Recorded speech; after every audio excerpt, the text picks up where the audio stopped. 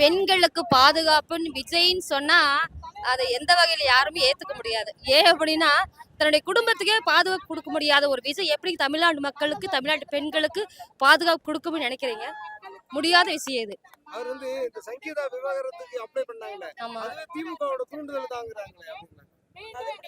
ஏங்க, ஒருத்தருக்கு உடனே எங்களுக்கு உடம்பு சரியில்லைனாலும் உடனே திமுகவா? சளி பிடிச்சா திமுகவா? எதுக்கு திமுகவை சாட்டுவது?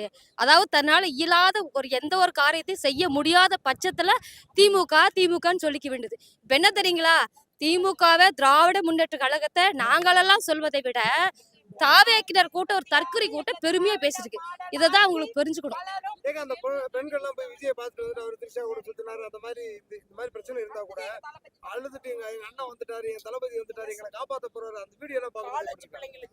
அதாவது அழுதுகிட்டு அவங்க சொல்லலாம் இல்லைன்னு சொல்ல, அவன் வெளியில மட்டும் தான் முட்டு கொடுக்குறாங்களே ஒழிய வெளியே அந்த அளவுக்கு கிடையாது.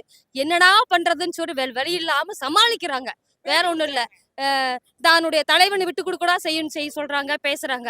ஆனா உண்மை கதையா பார்த்தோம் அப்படின்னா, உண்மையாவே நம்ம பார்த்தோம் அப்படின்னா, இந்த இடத்துல அவங்களுக்கு உண்டான ஒரு இது அப்படின்னா, திராவிட முன்னேற்ற கழக தலைவர் தளபதியார் அவர்கள் செய்த திட்டங்களை பார்க்கும் பொழுது அவங்களே இப்ப என்ன பண்றாங்க அப்படின்னா, நாங்க முட்டு கொடுக்க வந்திருக்கோம், நீங்க செய்யலாம் செய்யுங்க, இன்னும் நாங்க முட்டு கொடுக்கணும்னு எதிர்பார்த்து அவங்க சப்போர்ட் பண்றாங்க. ஆனா மனதளவில் இல்ல, வாய் அளவில் உதடளவில் மட்டும் தான் சப்போர்ட் பண்றாங்க.